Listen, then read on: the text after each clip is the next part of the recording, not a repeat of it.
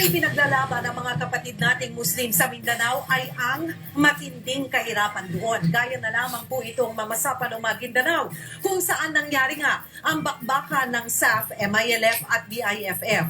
Noong taong 2000, pangatlo po ito sa pinakamahirap ng munisipalidad sa Pilipinas. At itong 2014, 10 naman sa 16 na pinakamahirap na probinsya sa bansa nasa Mindanao. Pero alam nyo ba kung saan nagtatago naman dito ang napakalaking halaga ng kayamanan?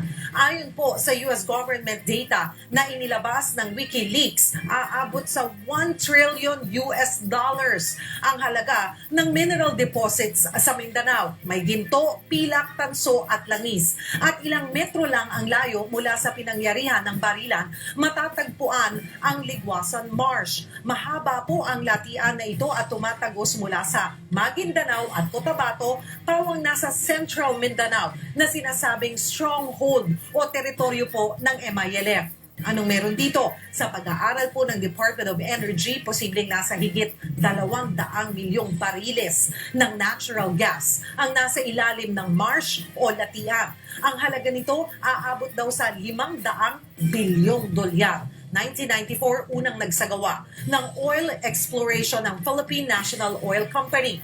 Pero noong 2012, abay pinatigil po ito ni Pangulong Aquino ang paghahanap nga ng langis at pagbid sa mga kontrata dahil na rin sa request ng MILF. Isinama kasi sa Bangsamoro Basic Law ang magiging patas na hatian ng pamahalaan at ng Bangsamoro government na kikitain sa mga natural gas na ito. At dagdag pa pong trivia mga kapatid, isa ang bansang Malaysia sa mga porsigidong mag-invest sa oil exploration. Sila rin po ang isa sa tumutulong sa MILF para maisulong ang BBL.